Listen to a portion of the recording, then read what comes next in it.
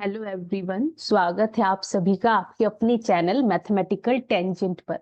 तो आज हम चैप्टर 6 जो हमारा क्लास 9th में चल रहा है, लाइंस एंड एंगल्स, उसके लास्ट क्वेश्चन को करने वाले हैं, एक्सरसाइज 6.2। और इसी के साथ ये चैप्टर भी खत्म हो जाएगा। अगर आपको बाकी क्वेश्चंस देखने हैं तो उसका लिंक मैं डिस्क्रिप्शन बॉक्स में डाल दूंगी। आप प्ले लिस्ट में जाकर पूरे चैप्टर के हर क्वेश्चन को अच्छे से समझ सकते हैं। तो स्टार्ट करते हैं क्वेश्चन नंबर 5।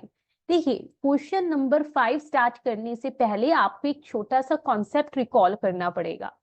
ठीक है, वो मैं अभी आपको करवा देती हूँ। यहाँ पर एक कॉन्सेप्ट यूज होगा जिसे पहले हमें समझना पड़ेगा, लॉ ऑफ रिफ्लेक्शन। अब लॉ ऑफ रिफ्लेक्शन आपने साइंस में पढ़ा होगा, नहीं पढ़ा कोई बात नहीं, आप भूल गए हैं तब भी कोई बात नहीं, हम आपको अभी रिकॉल करवा देंगे। देखिए, मान लेते हैं यहाँ पर मेरा एक मिरर रखा हुआ है कुछ इस तरह से। ये जो पिंक लाइन है यहाँ पर ये मेरा मिरर है। ये जो ब्लू आपको नजर आ रहा है पार्ट, इसका ये जो लोअर पार्ट है बेसिकली ये पॉलिश्ड पार्ट है जहां इमेज नहीं बनती है ना। तो यहाँ इस साइड जो भी है रिफ्लेक्शन या प्लेन सरफेस जो है वो यहाँ पर है जहां रिफ्लेक्शन होगा। अब कोई रे आती है और कोई भी किरण रे आई और इस पॉइंट पर इस शीशे पर पड़ी, तो जो रे इस शीशे की तरफ आई, ये जो ग्रीन वाली आपको नजर आ रही है, इसे हम बोलते हैं इंसिडेंट रे। ठीक है, जो मिरर पर पड़ रही है उसी रे को इंसिडेंट रे कहा जाता है। और रिफ्लेक्ट होने के बाद वो जो है वो दूसरी डायरेक्शन में चली जाती है, इस रे को हम बोलते हैं, जो रिफ्लेक्ट होकर वापस चली गई उसे हम बोलते हैं रिफ्लेक्टेड रे। ठीक है, अब इन दोनों के बीच में ये जो येलो लाइन आपको नजर आ रही है इसे हम बोलते हैं नॉर्मल। नॉर्मल क्या होती है? बेसिकली इस पॉइंट पर, जिस पॉइंट पर इंसिडेंट हो रही है हमारी रे, इंसिडेंस हो रही है मतलब आ रही है, इस मिरर पर पड़ रही है और इसी पॉइंट से ये रे वापस भी जा रही है, तो उस पॉइंट पर अगर हम एक परपेंडिकुलर ड्रॉ कर दे तो उसे ही नॉर्मल कहते हैं। तो नॉर्मल और कुछ नहीं, एक परपेंडिकुलर लाइन होती है। अब लॉ ऑफ रिफ्लेक्शन क्या कहता है? देखिए, आप अगर ध्यान से देखिए यहाँ दो एंगल बन रहे हैं। एक एंगल बन रहा है इस इंसिडेंट रे और नॉर्मल के बीच में, इसे हम आई से रिप्रेजेंट करते हैं और इसे बोला जाता है एंगल ऑफ इंसिडेंस। ठीक है जी। दूसरा एंगल, ये तो हो गया एंगल ऑफ इंसिडेंस, और दूसरा एंगल जो हमारा यहाँ पर बन रहा है वो इस रिफ्लेक्टेड रे और नॉर्मल के बीच में बन रहा है, जिसे हम स्मॉल आर से डिनोट करते हैं और इसे बोला जाता है एंगल ऑफ रिफ्लेक्शन। अब यहाँ पर लॉ ऑफ रिफ्लेक्शन क्या कहता है? हाँ जी, लॉ ऑफ रिफ्लेक्शन ये कहता है कि ये दोनों एंगल हमेशा इक्वल होंगे। एंगल ऑफ इंसिडेंस जितना ये एंगल है उतना ही ये एंगल होगा। ये क्या है? ये लॉ ऑफ रिफ्लेक्शन है।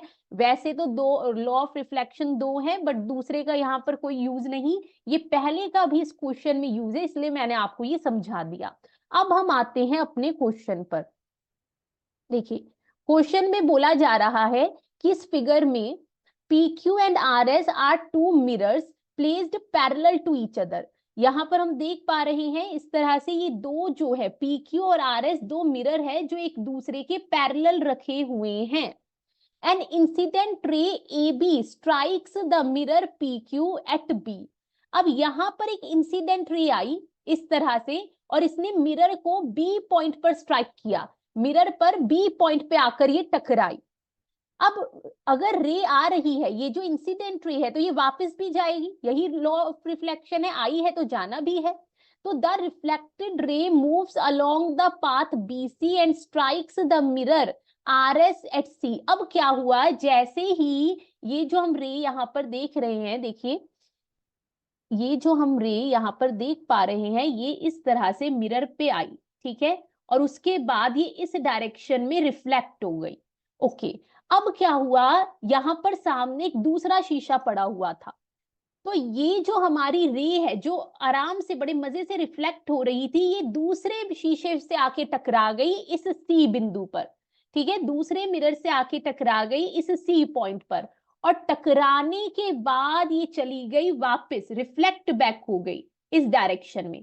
ठीक है, तो ये चल रही है यहाँ पर पूरी कहानी। पहले एक रे आती है, मिरर पे बी पॉइंट पे टकराती है, फिर जा ही रही होती है बेचारी कि दूसरे रास्ते में उसे एक दूसरा शीशा मिल जाता है और वहां से टकरा के फिर वापस चली जाती है।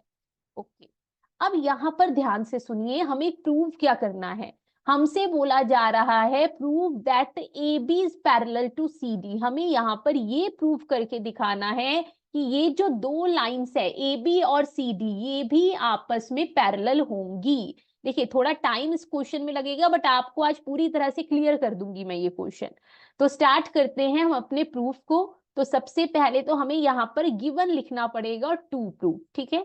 तो गिवन में क्या है, हमें दो मिरर्स दिए हुए हैं, तो आप सिंपली ये लिखिए P Q is parallel to R S. बस हमें ये दिया हुआ है, आप चाहे तो ये पूरी कहानी भी यहाँ पर फिर लिख सकते हैं। अब हमें प्रूफ क्या करना है, टू प्रूफ। हमें यहाँ पर ये प्रूफ करके दिखाना है कि ये जो ए बी लाइन है वो पैरेलल होगी सी डी लाइन के। यहाँ पर इन दोनों को हमें पैरेलल प्रूफ करना है। प्रूफ करने से पहले हमें करनी पड़ेगी कंस्ट्रक्शन, क्योंकि यहाँ पर मिरर का नाम लिया जा रहा है, रिफ्लेक्टेड रे है, इंसिडेंट रे भी है, तो हमें कहीं भी नॉर्मल नहीं नजर आ रही, तो हमें यहाँ पर नॉर्मल बनानी पड़ेगी। और नॉर्मल होती क्या है, मैंने अभी आपको बताया, नॉर्मल और कुछ नहीं, इन दो बिंदुओं पर या जिस बिंदुओं पर हमारी रेज पड़ रही है, स्ट्राइक कर रही है और स्ट्राइक बैक हो रही है मिरर से, बस उन पे अगर हम दो परपेंडिकुलर ड्रॉ कर देते हैं तो वही हमारी नॉर्मल होंगी। यानी मुझे इस बी और सी पॉइंट पर दो परपेंडिकुलर बनानी है। तो पहले लिख लेते हैं ड्रॉ परपेंडिकुलर। मैं बी पॉइंट वाली परपेंडिकुलर को नाम दूंगी B M at point B, and और जो सी पॉइंट पे ड्रॉ करेंगे उसे हम बोल देंगे perpendicular C N at point C. अब यहां पर इसे हम ड्रॉ कर लेते हैं जी। तो इस तरह से मैं बी पॉइंट पे परपेंडिकुलर एक नॉर्मल बनाऊंगी और इस तरह से एक नॉर्मल हम सी पॉइंट पे बना लेंगे और इन्हें नाम दे देते हैं। ये पॉइंट को मैं नाम दे रही हूं बी एम और ये जो पॉइंट है इसे नाम दे रहे हैं सी एन। अब आप देख रहे होंगे यहाँ पर एंगल्स बन गए, तो इन्हें भी कुछ नाम दे देते हैं ताकि हमें बड़ा बड़ा ना लिखना पड़े। सो 1 2, और इन्हें मैं नाम देना चाहूंगी 3 4। चलिए ठीक है, अब शुरू करते हैं हम अपना प्रूफ। देखिए सबसे पहले तो आप मुझे ये बताइए, यहां पर ए बी रे इंसिडेंट है और बीसी जो है वो रिफ्लेक्टेड रे है पी क्यू मिरर के लिए। अभी आप भूल जाइए आर एस मिरर को, अभी मैं बात कर रही हूं पी क्यू मिरर की। तो सीधा हम बोलेंगे बाय लॉ ऑफ रिफ्लेक्शन, हम जानते हैं कि यहां पर यूज होगा लॉ ऑफ रिफ्लेक्शन, जो ये कहता है कि एंगल ऑफ इंसिडेंस बराबर होता है एंगल ऑफ रिफ्लेक्शन के। सिर्फ एक लॉ ही हमें यहां पर यूज करना है। तो देयरफॉर सीधा बोलिए एंगल 1 बराबर होगा एंगल 2 के, और हमारा जो एंगल 3 है वो इक्वल हो जाएगा एंगल 4 के। नंबर 1 बात, नंबर 2 बात, ठीक है। अब ये दोनों परपेंडिकुलर है पी क्यू और आर एस पर, और पी क्यू और आर एस भी आपस में पैरेलल साइड्स हैं। तो आपने एक थ्योरम पढ़ी होगी, वरना कोई बात नहीं, अभी रिकॉल हो जाएगा कि अगर दो लाइंस पैरेलल जा रही हैं और हम उन पर परपेंडिकुलर बना दें, तो जितनी भी आप परपेंडिकुलर्स बना लीजिए ये सारी परपेंडिकुलर्स आपस में भी पैरेलल होंगी। तो सिंस यही बात अब हमें यहाँ पर यूज करनी है, B M and Cn are perpendiculars to parallel lines PQ and RS. Therefore, ये दोनों भी आपस में पैरेलल होंगी। BM is parallel to CN। और अगर मैं ट्रांसवर्सल ले रही हूं BC को, BC is ट्रांसवर्सल। देखिए मैं इनकी बात कर रही हूं, ध्यान से इधर देखिए।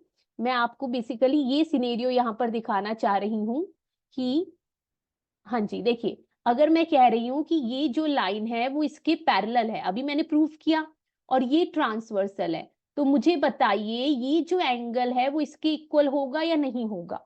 होगा। ये कौन सा पेयर बन रहा है, ये बन रहे हैं दोनों ऑल्टरनेट इंटीरियर एंगल्स। तो यही बात हम यहाँ पर क्लेम कर देंगे कि क्योंकि ये दोनों लाइंस भी आपस में पैरेलल है और ट्रांसवर्सल हम BC ले रहे हैं, इसलिए एंगल 2 इक्वल होगा एंगल 3 के नंबर 3 बाद।